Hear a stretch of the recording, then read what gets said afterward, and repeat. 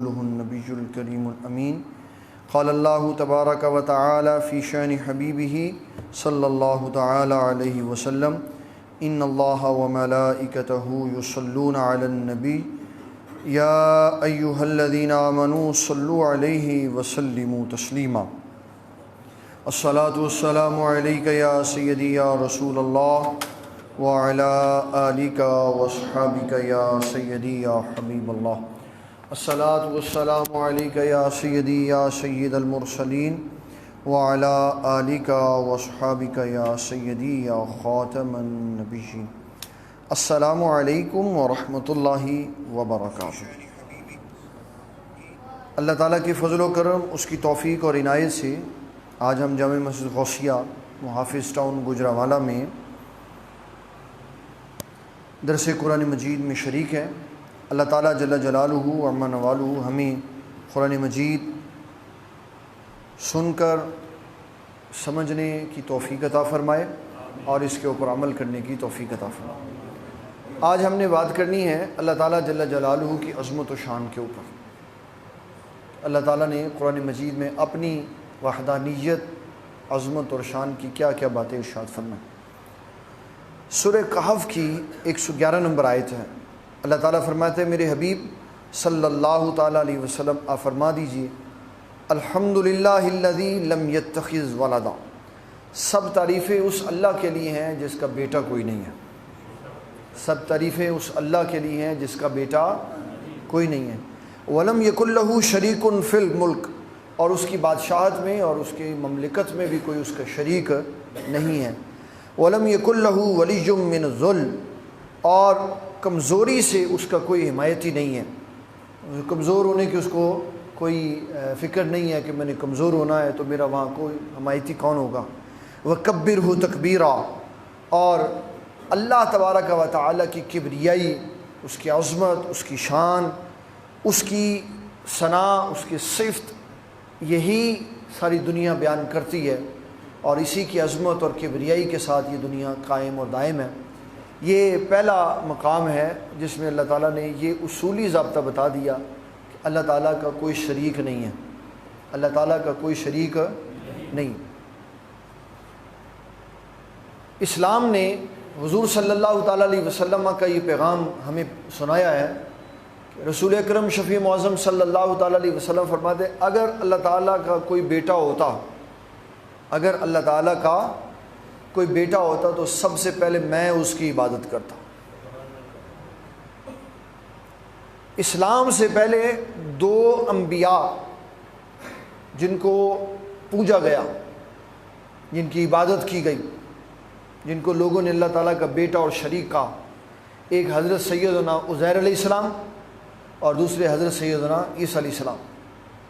قرآن مجید نے دونوں کا ذکر کرتے ہوئے فرمایا وقالت الیہود عزیر ابن اللہ وقالت النصارى المسیح ابن اللہ، یہودیوں نے کہا عزیر اللہ کے بیٹے ہیں اور عیسائیوں نے کہا عیسیٰ اللہ کے بیٹے۔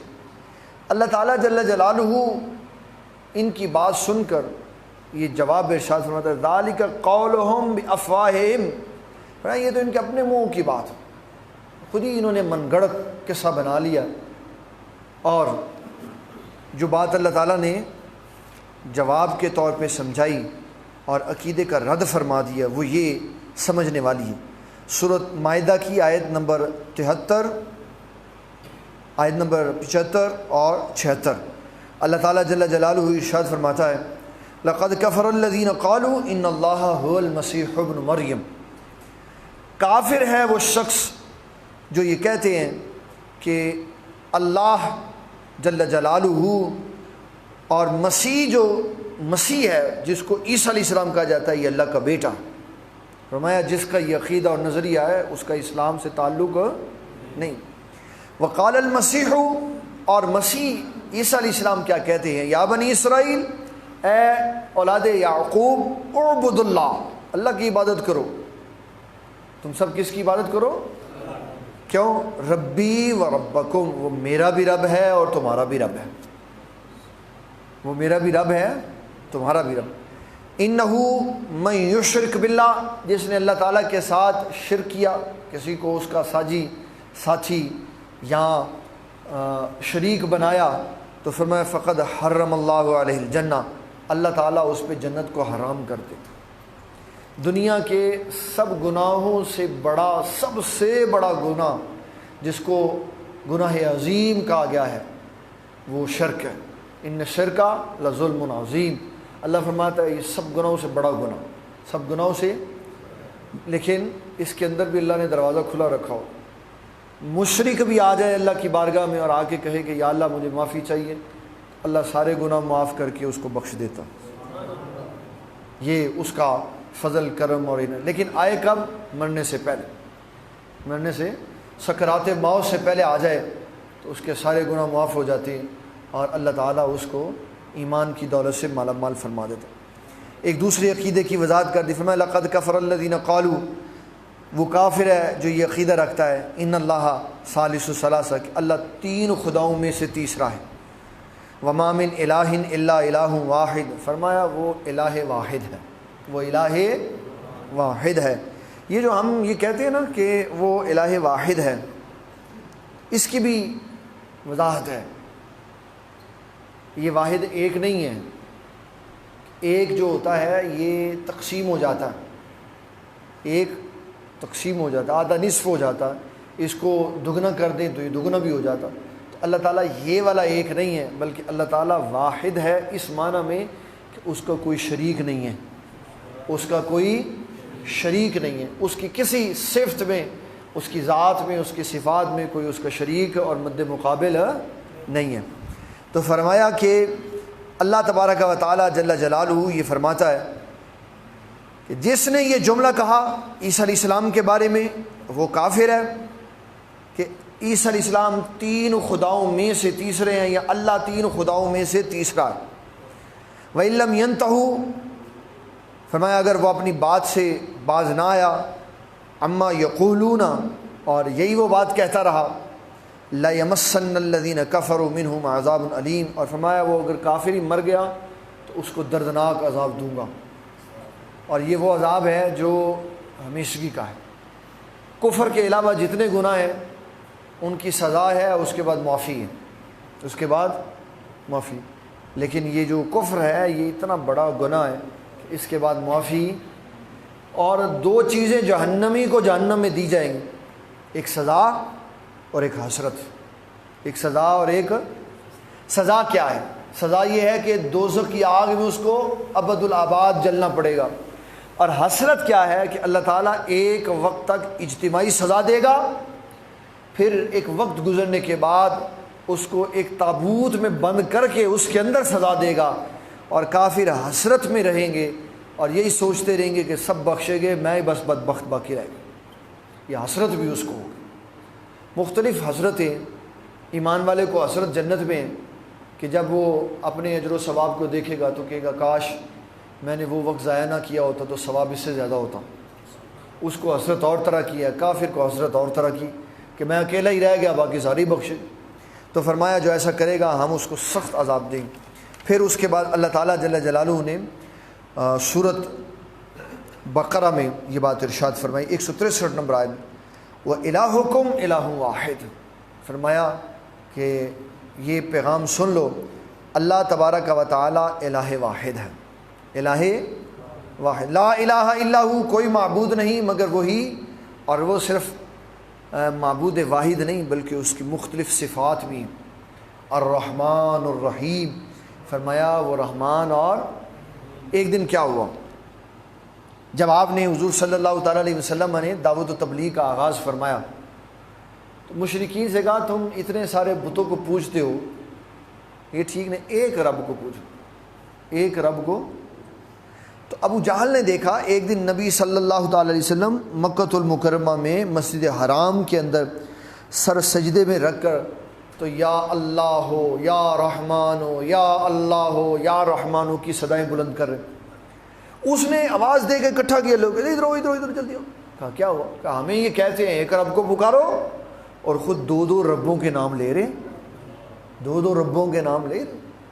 تو اللہ نے پھر یہ آیت نازل فرمائی، فرمایا قل ادعوا اللہ او ادعوا الرحمن، اللہ کو اس مالک کائنات کو اللہ کہہ لو یا رحمان کہہ لو، اس کے سارے ہی نام بڑے اچھے ہیں۔ ذات ایک ہے، ذات ہے ایک ہے، اس کے جتنے مرضی نام لے لو۔ ایک بزرگ ہیں، انہوں نے اللہ تعالیٰ جل جلالہ کے ناموں پہ ایک کتاب لکھی، اس میں 3000 انہوں نے اللہ کے نام اکٹھے کیے، اور پھر انہوں نے آخر میں یہ لکھا ہے کہ میری کوشش تھی تو میں نے یہ تھوڑا سا کام کیا، نام اس کے اس سے بھی زیادہ ہے، نام اس کے میرے ذہن میں نہیں ہے اس وقت، وگرنہ میں آپ کو یہ ضرور بتاتا۔ میں نے اپنے والد گرامی رحمۃ اللہ علیہ کی ایک بڑی پرانی تقریر سنی، تو آپ نے سورۃ الفاتحہ کے اندر سے اللہ تعالیٰ کے 19 نام نکال کے دکھائے، فاتحہ کے اندر 7 آیتوں میں 19 نام دکھا، وہ ریکارڈڈ ہے،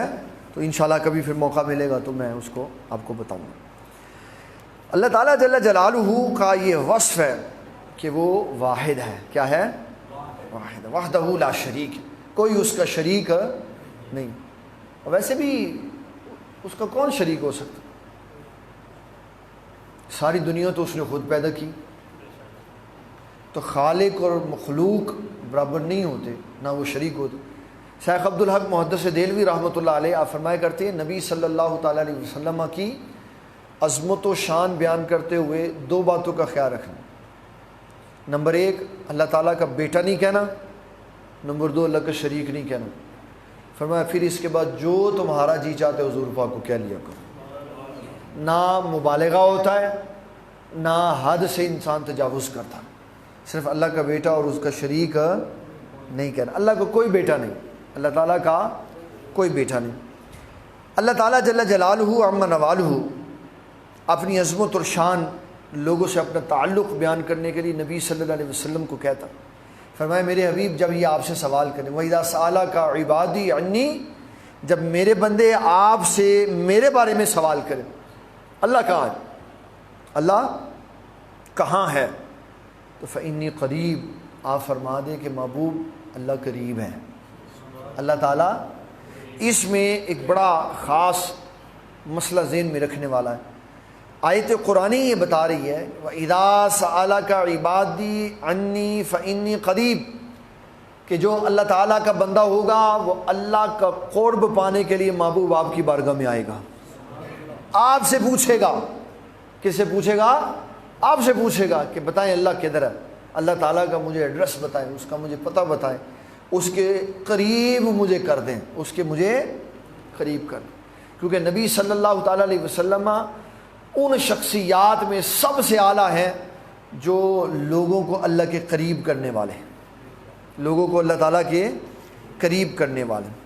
پھر قرآن مجید فرقان حمید اللہ تعالیٰ کی عظمت و شان ان لفظوں میں بیان کرتا، هو الذی یصورکم فی الارحام، کہ وہ مقام اصل پر، اللہ تعالیٰ مقام اصل پر تصویر کشی کرتا ہے، شکل بناتا ہے۔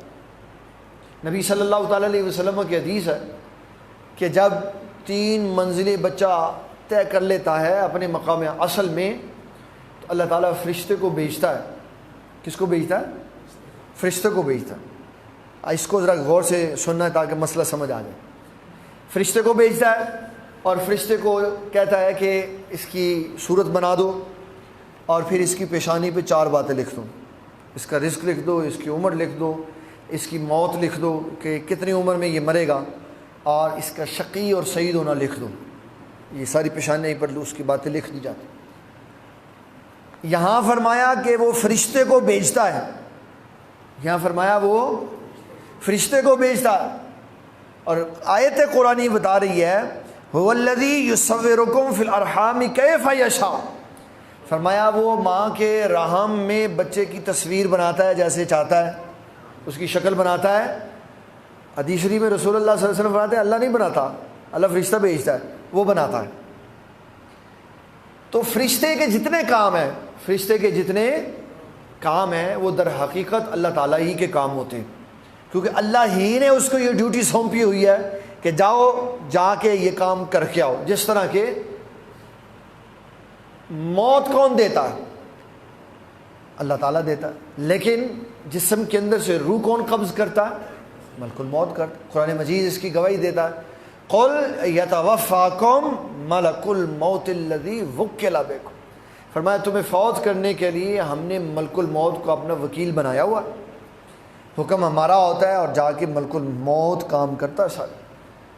تو جو اس نے ڈیوٹیاں لگا دی فرشتوں کی، حکم کون دیتا ہے؟ اللہ تعالیٰ۔ کام کون کرتے ہیں؟ فرشتے۔ تو نام کس کا ہوتا ہے؟ اللہ تعالیٰ کا، کیونکہ اسی نے بھیجا ہے۔ تو جو اولیاء اللہ کام کرتے ہیں ان کاموں کے پیچھے بھی اللہ تعالیٰ ہی موجود ہوتا ہے، کیوں؟ کام کا حکم دینے والا وہ ہوتا ہے، کام کی صلاحیت بخشنے والا وہ ہوتا ہے، لیکن شخصیت بدل جاتی ہے، وہاں فرشتے آ جاتے ہیں اور یہاں انسان آ جاتا ہے۔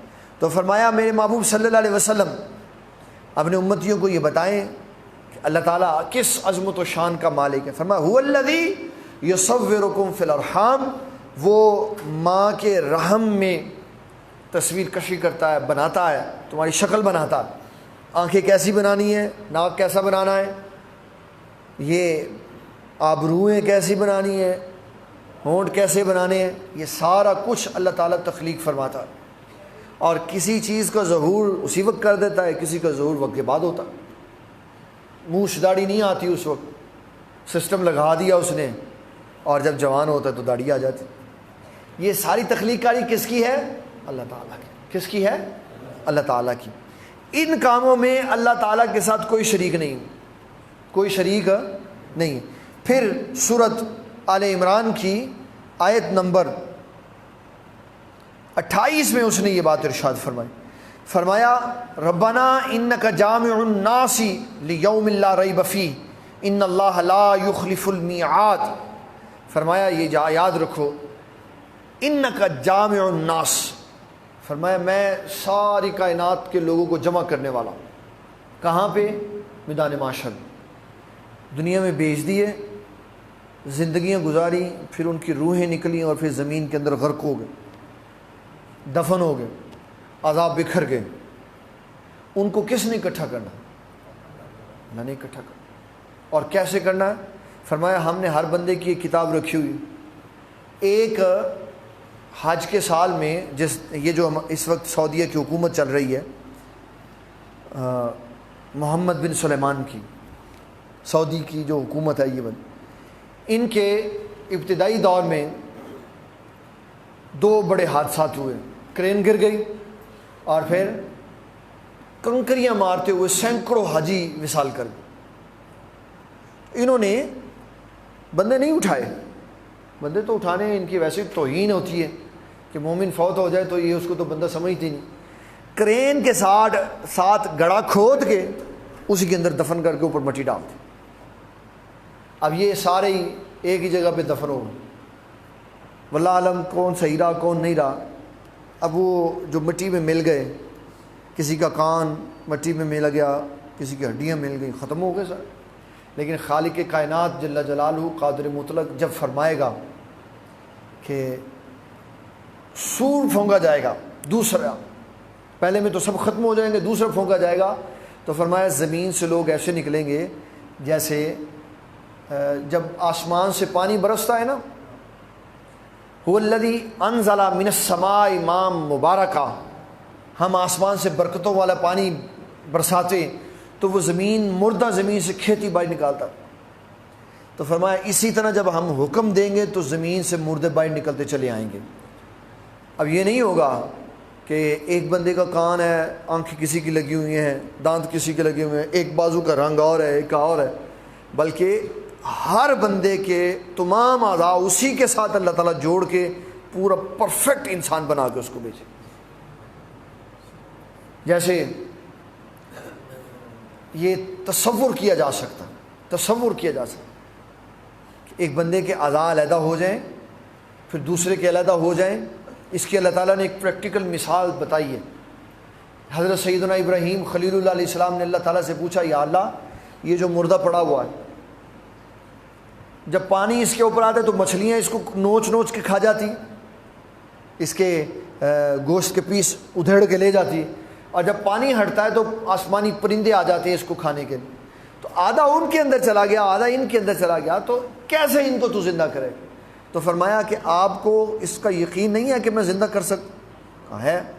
ولیکن لیطمئن قلبی، اس کو سمجھانے کے لیے مجھے چاہیے مثال. تو فرمایا آپ 4 پرندے لے کر ان کو اپنے ساتھ مانوس کریں، پھر ان کو ذبح کریں، پھر ان کا گوشت آپس میں مکس کریں. ایسا ہی کیا، چاروں جانور مکس ہو گئے، ان کو علیحدہ علیحدہ پہاڑوں پر رکھ دیا.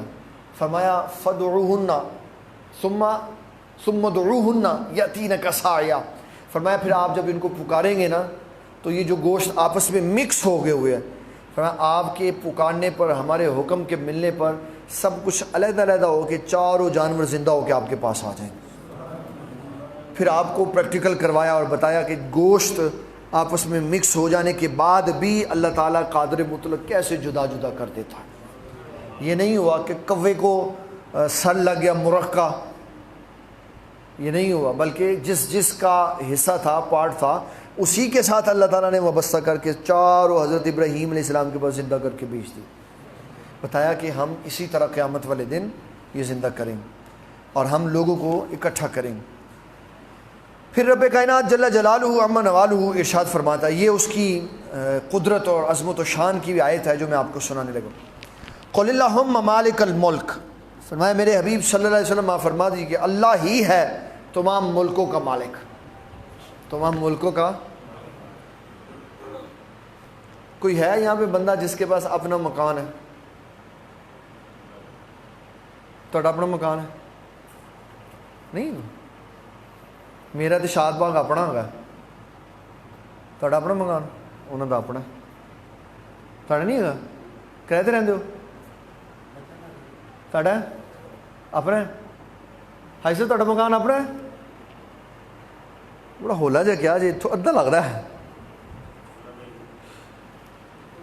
ہمیں جو اللہ تعالیٰ نے مالک بنایا ہے نا، یہ وقتی مالک ہے. ہم کون ہیں؟ وقتی مالک ہیں. کتنے مالک ہیں؟ تھوڑے سے. ہم سے پہلے اس جگہ کا پتہ نہیں کون مالک تھا، ہمارے بعد پتہ نہیں کون اس کا مالک ہوگا. ہم مالک ہیں وقتی طور پہ، اور ہمیں مالک کس نے بنایا؟ اللہ تعالیٰ نے. وہ کہتا ہے کہ تمہارا ٹھہراؤ تھوڑا ہے، تم تھوڑے مالک ہو، اصل مالک میں ہوں کہ ساری زمین بھی میری ہے، سارا آسمان بھی میرا. اس نے اپنی ملکیت میں لوگوں کو اپنے فیصلے، اپنی مرضی اور منشا کے مطابق تھوڑا تھوڑا سا حصہ زمین کا ٹکڑا دیا ہو، جس کے اوپر لڑ کے مر جاتے ہیں. کہتا ہے اے میرا، وہ کہتا ہے اے میرا. اور اس میں یہ ذہن میں رکھیں، حضور صلی اللہ تعالیٰ علیہ وسلم نے فرمایا جس نے ایک بالشت، ایک گیٹھر، فرمایا جب کسی نے ایک بالشت کسی کی زمین ہتھیا لی ظلمن، بغیر سودا کیے ہوئے قبضہ کر لیا، تو فرمایا قیامت والے دن اللہ تعالیٰ اس کی گردن میں 7 زمین و آسمان کا بوجھ توق کی صورت میں ڈال دے گا. اس کا میں ویسے تھوڑا سا پریکٹیکل چاہتا ہوں کہ آپ سنیں. تھوڑی سی 10-12 اینٹیں جو ہیں نا، 10-12 اینٹیں وہ گلے میں ڈال کے نا تو نیچے سے اس کو باندھنا چاہیے. پھر دیکھنا جی بوجھ پڑتا ہے کہ نہیں. اگر نہ پڑے پھر 10 اور بتا لو، 20 ہو جائیں گے. 30 کریں گے نا تو گردن نیچے ہو جائے گی. کیونکہ یا اللہ کسی طرح یہ زمین نہ لگ جائے تو میرا بوجھ کم ہو جائے. تو جس نے کسی کی ایک بالش زمین قبضہ کر لیا، فرمایا اس کے گلے میں زمین و آسمان کا بوجھ ڈال دیا جائے گا. زمین و آسمان کا بوجھ، ساری زمین و آسمان. اب وہ پتہ ہے انسان کو جب بوجھ پڑے گا تو کہاں اندر گھستا چلا جائے گا. بڑا خوفناک ہے یہ معاملہ. اللہ تعالیٰ سے توبہ کرنی چاہیے. اگر کسی کا کوئی مال ہمارے پاس ہے تو مرنے سے پہلے اس کو واپس دے دیں تاکہ بوجھ ختم ہو جائے. تو اللہ تعالیٰ فرماتا ہے قل اللہم مالک الملک، اے میرے حبیب صلی اللہ تعالیٰ علیہ وسلم آپ فرما دیجئے کہ اللہ سارے ملکوں کا مالک ہے. اللہ تعالیٰ سارے ملکوں کا مالک. تو جب وہ سارے ملکوں کا مالک ہے تو وہ اسلام نافذ کر دے، کیا مسئلہ ہے؟ اس کو کوئی مشکل ہے؟ وہ تو کہتا ہے میں اگر چاہتا تو سارے ہدایت یافتہ ہو جاتے، اس کو کیا مسئلہ. لیکن اللہ تعالیٰ اپنی مرضی سے نظام دنیا نہیں چلاتا، اپنے اصول اور ضابطے سے چلاتا، اپنی مشیت سے چلاتا. کس سے چلاتا ہے؟ مشیت سے. اس کی مشیت یہ ہے کہ جو ترقی کرنا چاہتا ہے، جو محنت کرے گا، جو جس نظام کو رائز کرنے کی کوشش کرے گا، محنت اس کے لیے کرے گا، اسٹرگل کرے گا، وہ غالب آ جائے گا، چاہے وہ کفر ہو۔ مسلمان محنت کریں گے تو مسلمان غالب آ جائے گا، نہیں کریں گے تو مسلمان مغلوب رہیں گے۔ اور قرآن مجید میں اس نے کہہ دیا، فرمایا میں نہیں کسی کی حالت بدلتا جب تک قومیں خود اپنی حالت نہیں بدلتی۔ پڑی نہیں ذلتوں میں، اس کو کیا پرواہ ہے، وہ کسی کا رشتہ دار نہیں ہے۔ جو اپنی حالت بدلنے کے لیے سٹینڈ لے لیتا ہے، کھڑا ہو جاتا ہے، اپنے حقوق کے لیے لڑ پڑتا ہے، اللہ اس کو عزت دے دیتا۔ قوموں کو دعائیں کر کے اللہ سے کہنا چاہیے یا اللہ ہمارے حال بدل دے، تو اس سے کچھ نہیں ہونا۔ اس کے لیے خود سٹینڈ لینا پڑنا، میدان عمل میں اترنا پڑنا، خود کوشش کرنی پڑنی ہے، پھر اس کوشش کے نتیجے میں اللہ تعالیٰ فتوحات عطا فرماتا۔ ہم 72 سال سے کہہ رہے ہیں کشمیر دے دے یا اللہ، یا اللہ کشمیر دے دے، دعائیں کرتے ہیں مسجدوں میں گڑ گڑا کے شہیدوں میں دعائیں، یا اللہ کشمیر دے دے، تو کشمیر ملا ہے؟ نہیں ملا، ملنا بھی نہیں، کشمیر نہیں ملنا۔ کشمیر اس دن ملنا ہے جس دن ہمارے فوجی کھڑے ہو جائیں گے اور کہیں گے آج ہم نے کشمیر فتح کر دینا، اس دن کشمیر مل جائے گا۔ تو یہ ہمت اور کوشش ہوتی ہے کہ قوموں کے اندر کتنا جذبہ ہے۔ ہمیں اسکولوں میں پڑھائی جاتی تھی طارق بن زیاد کی ایک کہانی، برن دا بوٹس، کشتیاں جلا دو، واپسی کو کوئی راستہ نہیں ہے، یا مر جاؤ یا شہید ہو جاؤ یا اسپین کو فتح کر لو۔ فتح کر لیا، کتنے 100 سال مسلمانوں کی حکومت رہی، پھر جب مسلمانوں نے محنت چھوڑ دی تو اسپین ہاتھ سے نکل گئی، مسلمانوں نے محنت چھوڑ دی، حرم کعبہ اور حرم مدینہ ہاتھ سے نکل گئے۔ تو مسلمان کی ترقی اور اس کے عروج کا ایک ہی ذریعہ ہے کہ یہ اللہ اور اس کے رسول کے راستے پر محنت سے چلتا رہے۔ تو فرمایا کہ اللہ تعالیٰ فرماتا ہے سارے ملک میرے ہیں، تؤتی الملک من تشاء، جسے چاہتا ہوں ملک دے دیتا ہوں، وتنزع الملک ممن تشاء، جسے چاہتا ہوں ملک واپس لے لیتا ہوں، وتعز من تشاء، جسے چاہتا ہوں عزت عطا فرماتا ہوں، وتذل من تشاء، جسے چاہتا ہوں ذلیل کر دیتا ہوں۔ عزتوں اور ذلتوں کو تقسیم کون کرتا ہے؟ اللہ تقسیم کون کرتا ہے؟ لیکن اللہ کے نبی صلی اللہ علیہ وسلم نے 7 طریقے بتائے، فرمایا جو عزتوں میں اضافہ چاہتا ہے وہ یہ کام کرے، جو تکبر کرے گا وہ ذلیل ہو جائے گا، عاجزی اور انکساری عزتوں میں اضافے کا سبب بنتی۔ اللہ پھر اس نے اپنی قدرت کا اظہار کرتے ہوئے یہ کہا، تولج اللیل فی النہار وتولج النہار فی اللیل وتخرج الحی من المیت وتخرج المیت من الحی۔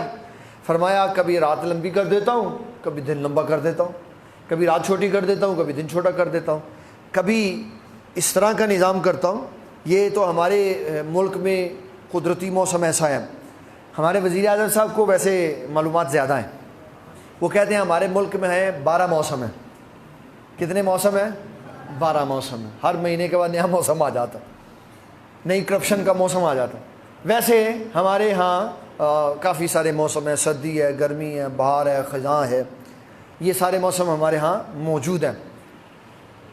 دن لمبا ہو جاتا ہے تو رات چھوٹی ہو جاتی ہے، رات لمبی ہو جاتی ہے تو دن چھوٹا ہو جاتا ہے۔ یہ اللہ تعالیٰ جل جلالہ کا نظام ہے۔ پانی کے قطرے میں جان ڈال کے خوبصورت انسان بنا دیتا ہے، وہ جوان 5 6 7 فٹ کا، اور اچھا بھلا آدمی بیٹھا ہوتا ہے تو اس کی روح نکال لیتا ہے، کہتا ہے میں یہ کرتا ہوں سارا دن۔ اسی لیے اس نے یہ نہیں کہا کہ وہ کرو جو میں کرتا ہوں، اس نے کہا وہ کرو جو میرے محبوب کرتے ہیں۔ تم نے کہا کسی کی روحیں نکالنی، تو یہ تمہارا کام نہیں ہے، یہ اللہ کا کام ہے۔ تو فرمایا وَتَرْزُقُ مَن تَشَاءُ بغیر حساب، اور فرمایا میری یہ شان ہے، میں جسے چاہتا ہوں بے حساب رزق عطا فرما دیتا ہوں۔ اور یہ اس کی جو ہے تقسیم کاری رزق کے معاملے میں یہ اس کی اپنی ہے۔ مال کی کثرت کے لیے علم والا ہونا کوئی ضروری نہیں۔ بڑے بڑے PhD ڈاکٹر اے کاغذ پھڑے میں نوکری دے دیو جی، کیا ہے جی نوکری کے لیے جا رہا ہے، اور انگوٹھا چھاپ نہ، وہ 1000 بندیاں دی فیکٹری دا کلے ہی مالک۔ تعلیم کی وجہ سے دولت کی تقسیم کاری نہیں ہے، ذہانت کی وجہ سے دولت کی تقسیم کاری نہیں ہے، کسی کے تیز اور چلاک ہونے کی وجہ سے دولت کی جو ہے فراوانی نہیں ہے۔ دولت کی فراوانی اللہ کے فضل سے جس کو چاہتا ہے۔ ہاں یہ ہے اگر وہ کسی کو محنت کرتا ہوا دیکھتا ہے تو اس کے مال میں اضافہ فرما۔ اس کے اوپر میں ایک حدیث شریف سناتا ہوں۔ صحابہ اکرام کی دو جماعتیں، ایک امیر صحابی ہیں، ایک غریب ہیں۔ تو جو امیر صحابہ ہیں وہ عبادت بھی کرتے ہیں اور اللہ کی راہ میں مال سخاوت بھی کرتے۔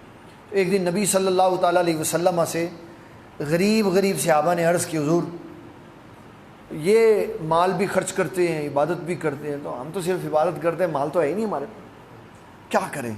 آپ نے فرمایا تم وظیفہ کرو۔ کیا کرو؟ وظیفہ کرو۔ اب انہوں نے وظیفہ شروع کر دی۔ اب مومن بخیل نہیں ہوتا، مومن بخیل ہے۔ تو جو امیر ہیں انہوں نے دیکھا کہ ہم نماز پڑھ کے چلے جاتے ہیں اور یہ اندر ہی بیٹھ کے کوئی جناب تسبیح چل رہی ہے، دڑا چل رہی ہے، کوئی وظیفہ ہو رہا ہے۔ تو پوچھا بھئی کیا کر رہے ہو؟ کہا ہمارے پاس پیسے نہیں تھے تو حضور پاک سے گزارش کی، تو آپ نے فرمایا وظیفہ پڑھ لو، وہ پیسے خرچ کر کے ثواب پڑھتے ہیں، تم وظیفہ کر کے ثواب۔ انہوں نے وظیفے شروع کر دی۔ اب وہ وظیفہ بھی، پیسے بھی، عبادات بھی، یہ پیسے کوئی نہیں، وظیفہ اور عبادات۔ پھر عرض کی حضور صلی اللہ علیہ وسلم کی بارگاہ میں، حضور وہ تو وظیفے بھی شروع کر دیے۔ تو آپ نے فرمایا پھر اللہ کی تقسیم پہ راضی ہو جاؤ۔ اس نے ایسی تقسیم کیا، کچھ امیر رکھے ہیں، کچھ غریب رکھے۔ اور مشکات شریف کی حدیث مبارک ہے، حضور صلی اللہ تعالیٰ علیہ وسلم نے فرمایا کون ہے مجھ سے جو 5 باتیں سیکھے؟ کون ہے مجھ سے جو 5 باتیں سیکھے؟ فرمایا نمبر 1 اتق المحارم، فرمایا حرام چیزوں سے بچ جاؤ، تکن اعبد الناس، فرمایا جب تم حرام چیزوں سے بچو گے تو سب سے زیادہ عبادت گزار بندے بن جاؤ، حرام سے بچ جاؤ۔ پھر فرمایا اللہ تعالیٰ کی تقسیم پہ راضی ہو جاؤ، اللہ تعالیٰ کی تقسیم پہ، اس نے امیر بنایا اس پہ راضی ہو جاؤ، اس نے غریب بنایا اس پہ راضی ہو جاؤ۔ فرمایا جب تم اس سے راضی ہو جاؤ گے تو اللہ لوگوں سے بے نیاز کر دے گا تم۔ نہ امیر کو دیکھ کر یہ آئے گا۔ میں نے ایک بڑے امیر بندے کی بات سنی، میں حیران رہ گیا کہ اس کے اندر بھی لالچ ہے، امیر بندے کے اندر بھی، حالانکہ اس کے پاس دنیا جہاں کی ہر شے ہے۔ کہنے لگا میں وہاں گیا نا تو اتنی بڑی اس کی فیکٹری کہ موٹر سائیکل پہ بیٹھ کے سفر کرنا پڑا۔ اور میں کہ تہاڈی چھوٹی ہے، اپنی فیکٹری دیکھو۔ کہنے نہیں اس کی بہت بڑی ہے، کہ جو امیر ہے وہ اپنے سے زیادہ امیر کو دیکھ رہا ہے۔ حضور صلی اللہ علیہ وسلم فرماتے ہیں اللہ کی تقسیم پہ راضی ہو جاؤ، اللہ ساری دنیا سے بے نیاز کر دے گا، کسی کی پرواہ نہیں رہے گی، کوئی امیر ہے، کوئی غریب ہے، کوئی کسی حال میں ہے، جس حال میں اللہ نے رکھا اس پہ راضی ہو جاؤ، اللہ تمہارے دل کو غنی کر دے گا۔ غنی ہو جائے، غنی ہونا یہ بہت بڑی نیکی، بہت بڑا انعام ہے۔ اس کے لیے محنت کرنی پڑتی، اس کے لیے محنت کرنی پڑتی، بغیر محنت سے یہ چیز نہیں ملتی۔ اپنے دل کو بار بار سمجھانا پڑتا ہے یا اللہ تیرا شکر ہے، یا اللہ تو نے جس حال میں رکھا تیرا شکر۔ اس کا مطلب یہ نہیں ہے کہ انسان ہاتھ پہ ہاتھ رکھ کے بیٹھ جائے کہ نہیں اللہ دی رضا تے راضی ہاں، انہیں جویں رکھا۔ محنت کرو، جی بھر کے محنت کرو، دن رات محنت کرو، 24 گھنٹے محنت کرو، اس مال میں اللہ تعالیٰ محنت کی وجہ سے برکت پیدا کر دے۔ لیکن محنت اللہ کی دی ہوئی چیزوں میں راضی رہنے کے خلاف نہیں ہے۔ محنت کرو اور اس کے دیے ہوئے میں راضی رہو، دیکھو اللہ تعالیٰ کیسے لہر بہر کر دے۔ تو حضور صلی اللہ تعالیٰ علیہ وسلم لوگوں کو واضح فرما رہے ہیں، فرمایا اللہ تعالیٰ جس سے چاہتا ہے بغیر حساب کے رزق دیتا۔ ایک کافر تھا، اس کے پاس بڑا مال تھا، بخاری نے لکھا، بڑا امیر آدمی تھا، اتنا امیر تھا کہ پورے مکہ کی معیشت ایک بندے کے سر کے اوپر کھڑی تھی۔ اس کا نام تھا سمامہ بن اوصال، بڑا امیر آدمی تھا، اور اس کو سخت غصہ تھا اسلام سے، بالکل اچھا نہیں سمجھتا تھا مدینۃ المنورہ کو، نہ مذہب اسلام کو، نہ نبی صلی اللہ علیہ وسلم کی ذات اقدس کو، اور نہ ہی آپ کے چہرے انور کو۔ لیکن جب مسلمان ہوا تو کہنے لگا حضور صلی اللہ علیہ وسلم کی بارگاہ میں حاضر ہو کے کائنات میں اگر مجھے سب سے کوئی پیارا ہے تو وہ آپ ہیں۔ نعرہ تکبیر، نعرہ رسالت، نعرہ رسالت، شان مصطفیٰ زندہ۔ سب سے پیارا مجھے آپ کا چہرہ لگتا ہے۔ مسلمان ہو گیا، کہنے لگا حضور اب میری بات سنیں، میں جو اپنا ساز و سامان کافروں کو دیتا تھا نا اب سارا بند ہے، اب سارا مسلمانوں کے لیے۔ سمامہ بن اوصال کے مال روک لینے کی وجہ سے مشرکین کا ایک وفد حضور کی بارگاہ میں آیا، یہ درخواست کرنے کے لیے کہ اس کو ہمارے ساتھ کاروبار کرے تاکہ ہمارا معاشی سسٹم صحیح چل سکے. تو یہ اسلام کا سکھایا ہوا اصول اور ضابطہ ہے کہ اللہ تعالیٰ جس کو چاہے رزق عطا فرما دے. کوئی شکل مال جو ہے شکل و صورت زبان گفتگو علم تقوی کی وجہ سے مال نہیں ملتا، بلکہ اللہ کے فضل اور اس کی عنایت کی وجہ سے ملتا. جس کو جتنا چاہے مال عطا فرما دے اور پھر مومن کو دے اور مومن اس کو خرچ کرے تو اللہ بڑا خوش ہوتا. اللہ تعالیٰ بڑا خوش ہوتا کہ اس نے میرے دین کے لیے یہ مال خرچ کیا. اس کو پھر خوشخبری سنا دیتا. فرمایا میرے دین کے لیے خرچ کرو گے تو میں دگنا کر کے دوں گا، 10 گنا کر کے دوں گا، 70 گنا کر کے دوں گا، 700 گنا کر کے دوں گا، اور جس کے لیے چاہوں گا اس سے بھی زیادہ عطا فرما دوں گا اس کو. تو یہ مال کی تقسیم کاری یہ اللہ تعالیٰ جل جلالہ کے فضل و کرم سے. پھر ایک اور اہم بات فرمایا کہ اللہ تعالیٰ جل جلالہ اتنا طاقت والا ہونے کے باوجود، حاکم ہونے کے باوجود، رب ہونے کے باوجود، مالک و مختار ہونے کے باوجود فرمایا ان اللہ لا یظلم مثقال ذرہ، کسی پر بھی ایک رائی کے دانے کے برابر ظلم نہیں کرتا. اگر طاقت والے تو بہت کچھ کرتے ہیں بابا جی.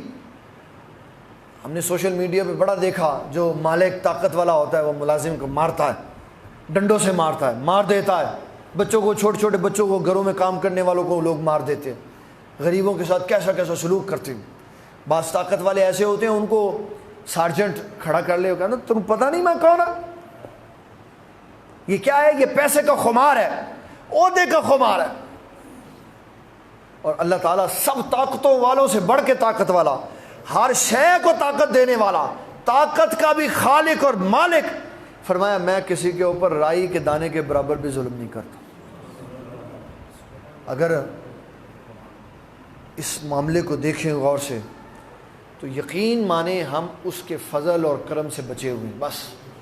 ورنہ ہمارے کرتوت، ہمارے کام، ہمارے اعمال جس طرح کے ہیں ہم بالیقین کب کے عذاب میں مبتلا ہو چکے ہوتے. صرف اس کی عنایت ہے، اس کی مہربانی ہے کہ وہ ہمیں عذاب نہیں دیتا.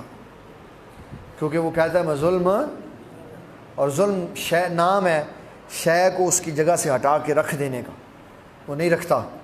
وہ کہتا ہے نہیں میرے بندے ہو، مسلمان ہو نہیں مسلمان، تب بھی وہ رزق دیتا. کافروں کو بھی رزق دیتا ہے، مومنوں کو بھی رزق دیتا. پھر عقیدے کو مضبوط کیا ہمارے. اللہ اکبر، کتنی زبردست آیت ہے.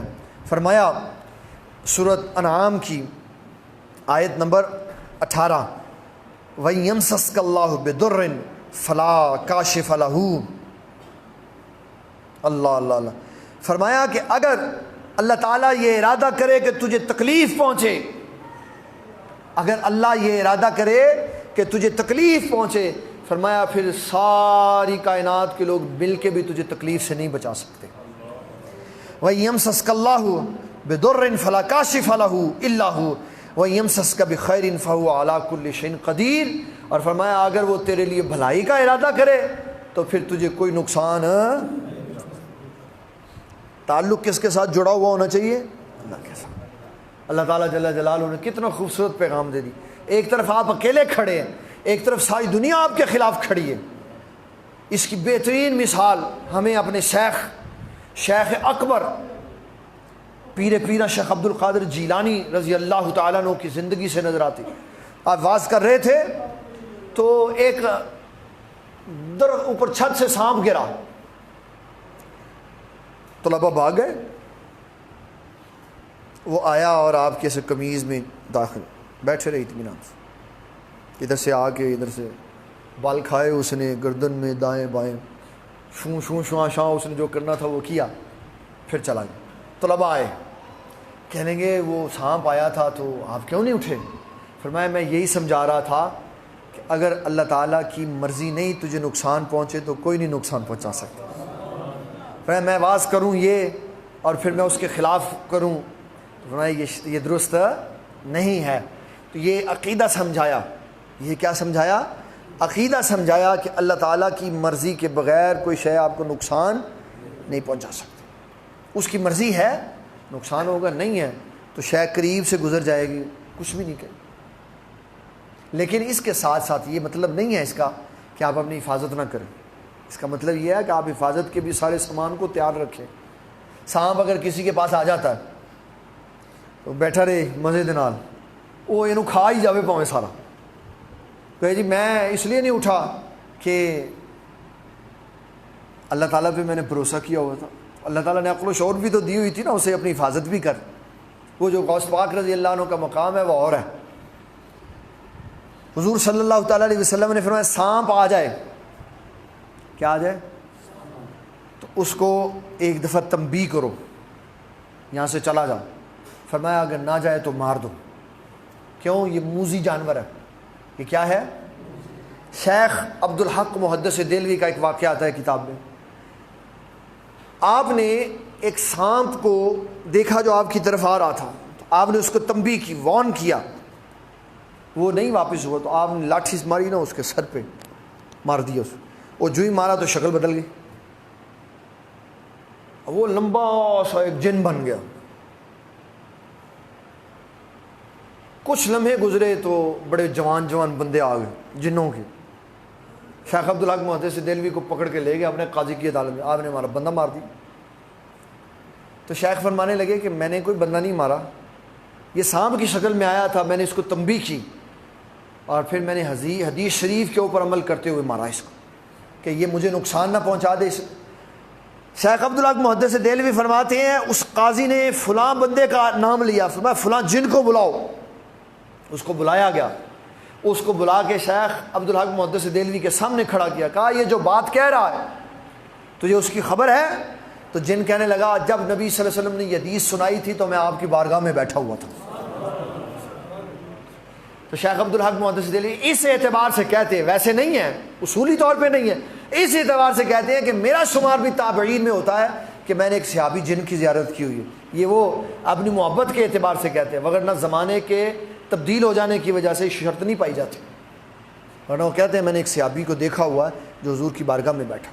تو سانپ موذی جانور ہے، جب یہ تکلیف پہنچا سکتا ہے تو اس کو ایک دفعہ تنبیہ کرنی چاہیے، نہ ہو تو پھر مار دینا چاہیے. اللہ کے اوپر بھروسہ اس کو کچھ نہیں ہوتا. تو فرمایا کہ اگر اللہ تعالیٰ تمہارے لیے خیر کا ارادہ چاہتا ہے تو پھر تمہیں کوئی نقصان نہیں پہنچا سکتا. بڑے بڑے ہم حادثات سنتے ہیں، گاڑی الٹ گئی، ٹرک کے نیچے چلی گئی، سارے بندے فوت ہو گئے، بچے کو کچھ نہیں ہوا، چھوٹا سا بچہ صحیح رہا، فلاں بندہ صحیح رہا. وہ بھی تو اسی گاڑی کے اندر تھا نا، اس کو کیوں نہیں ہوا؟ اللہ تعالیٰ جل جلالہ نے اس کو محفوظ فرما لی. یہ اس کی جو عزت و عظمت و شان اور وقار اور اس کے جو معاملات ہیں اس کی ساری جھلک ہے جو ہمیں نظر آتی ہے. پھر اللہ تعالیٰ جل مجید الکریم ارشاد فرماتا ہے بدیع السماوات والارض. یہ میں نے بابا جی سرکار رحمۃ اللہ نے ایک کتاب لکھی ہے یوسف مصر محبت، اور یہ آپ کا بڑا کمال ایک انمول تحفہ ہے لوگوں کے لیے. یوسف مصر محبت آپ بناتے ہیں تصوف کی جتنی بھی کتابیں پڑھو نا، جتنی بھی، سب یہاں سے شروع ہوتی ہیں کہ فلاں کس کا مرید ہے، فلاں کس کا مرید ہے، فلاں کس کا مرید ہے، اور پھر بالآخر رسول اللہ صلی اللہ علیہ وسلم کی بارگاہ میں آ جاتے ہیں سب کہ سارا فیض ادھر سے آیا. تو آپ فرماتے ہیں نہیں، یہ بھی بتاؤ کہ حضور صلی اللہ علیہ وسلم کو سارا فیض کدھر سے آیا. تو اس لیے وہ پیچھے سے اللہ تعالیٰ کی ذات سے شروع کرتے، اور اس کے اندر جو اللہ تعالیٰ کی عظمت و شان کی آپ نے آیات جمع کی ہیں، یہ اس میں سے میں آپ کو سنا رہا ہوں کہ کہاں کہاں سے آیات قرآن مجید سے لا کے بتایا کہ اللہ تعالیٰ کی عظمت و شان کیا ہے. اور اس کی عظمت و شان کی ایک جھلک جو ہے یہ سورۃ نمل میں اور موجود ہے. اللہ تعالیٰ جل جلالہ ارشاد فرماتے ہیں ان اللہ فالق الحب والنوا. فرمایا بے شک اللہ تعالیٰ چھلکے کو پھاڑ کر اس کے اندر سے گٹھلی نکالتا. گٹھلی کے اندر سے چھلکے کا اس کا جو کور ہوتا ہے اس کو پھاڑ کے اس کے اندر سے گٹھلی، دانہ، بیج باہر نکالتا ہے، کومپل نکالتا ہے. تو یہ کس کا کام ہے؟ اللہ تعالیٰ جل جلالہ کا. فرمایا یخرج الحی من المیت، یخرج الحی من المیت، مردے سے زندہ کر دیتا. پانی جو باپ کی پشت میں تھا وہ مردہ تھا، اس سے زندہ اتنا خوبصورت بچہ پیدا کر دیا. پھر فرمایا کہ وہ مخرج المیت من الحی، اور پھر زندہ کو مردہ کر دیتا. پہلے مردہ سے زندہ کیا، پھر زندہ سے مردہ کر دیا، اچھے بھلے آدمی کو مار دیا، کہتے ہیں ابھی تو میں نے دیکھا تھا باہر اس کو، تو کیا ہوا، وہ روح نکل گئی، اس نے وقت پورا ہو گیا تو اس نے روح نکال۔ وَهُوَ الَّذِي جَعَلَ لَكُمُ النُّجُومَ لِتَهْتَدُوا بِهَا فِي ظُلُمَاتِ الْبَرِّ وَالْبَحْرِ، اور فرمایا اس نے ستارے بنائے تاکہ خشکی اور تری کے راستے واضح ہو جائیں۔ تارے کس نے بنائے؟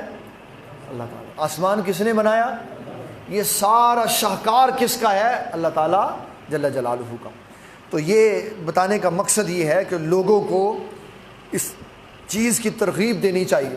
ہمارا جو آج کے درس کا سنگل کویسچن ہے وہ یہ ہے کہ ہم لوگوں کو اللہ تعالیٰ کی وحدانیت کا درس دیں، ان کو بتائیں کہ ساری کائنات کا خالق اور مالک کون ہے؟ اللہ۔ عبادت کس کی کرنی چاہیے؟ اللہ۔ اس کے ساتھ کسی کو شریک نہیں سمجھنا چاہیے، ہر شے میں وہ وحدہ لا شریک ہے، کسی اس کی ذات میں، اس کی صفات میں کوئی اس کا شریک نہیں ہے۔ ہم خطبہ پڑھتے ہوئے الحمدللہ الذی نحمدہ ونستعینہ ونستغفرہ ونؤمن بہ ونتوکل علیہ، یہ ساری چیزیں پڑھتے ہیں، لا ضد لہ لا ند لہ لا مثل لہ ولا مثال لہ، اور عقیدہ بیان کرتے ہوئے خطبے کے اندر واز سے پہلے بتا دیتے ہیں کہ ہمارا عقیدہ یہ ہے، اللہ کا کوئی شریک نہیں، نہ اس کی ذات میں، نہ اس کی صفات میں، نہ کوئی اس کی ند ہے، نہ ضد ہے، نہ اس کی کوئی مثال ہے، کوئی شے نہیں ہے جو اس کے مد مقابل کھڑی ہو سکے۔ اتنا صاف ستھرا مسلمان کا عقیدہ ہے۔ پھر اس کے بعد لوگ اس کو کہتے ہیں مشرک جا رہے ہیں، اے مشرک جا رہے جی، کیا؟ اے جی داتا صاحب چلا گیا سی اج جی، اے جی اج انہیں قبر نو چم لیا سی جی، مشرک ہو گئے۔ لو یہ شرک ہے، شرک ہے اس باؤنڈری کا نام جو اسلام انسان کو اسلام سے باہر نکال دیتا، آخری لاسٹ پوائنٹ۔ ہمارے فقہاء کرام جو معتدل شخصیات ہیں انہوں نے کہا کسی بھی شخص کے بارے میں شرک کی، کفر کی رائے قائم کرنے سے پہلے یہ دیکھ لینا، یہ بہت بڑا حکم ہے۔ اس لیے کہا کہ اگر کسی کا جملہ سنو، اس کے 100 حصے ہو سکتے ہو، یعنی 100 اس کے راستے ہو سکتے ہو، 100 اس کی توجیحات ہو سکتی ہوں، ان میں سے 99 کفر والی ہوں، ایک اسلام والی ہو، تو فرمایا پھر بھی اس ایک کی طرف جانا چاہیے جو اسلام کی طرف جاتی ہے۔ تو ہم نے تو مشین پکڑی ہوتی ہے، کافر کافر کافر کافر کافر، مومن مومن کافر کافر کافر، یہ کیا ہے؟ اسلام لوگوں کو مسلمان بناتا ہے، اسلام لوگوں کو وہ سکھاتا ہے یہ شرک ہے، ادھر نہیں جانا، یہ اسلام ہے، ادھر آؤ، اس کی طرف آؤ، اللہ کی طرف آؤ، نبی اللہ صلی اللہ علیہ وسلم کی طرف آؤ، قرآن مجید کی تعلیم کی طرف آؤ، تاکہ تمہاری دنیا بھی سنورے، تمہاری آخرت بھی سنورے۔ اللہ تعالی ہماری حاضری قبول و منظور فرمائے۔ وما علینا الا البلاغ المبین۔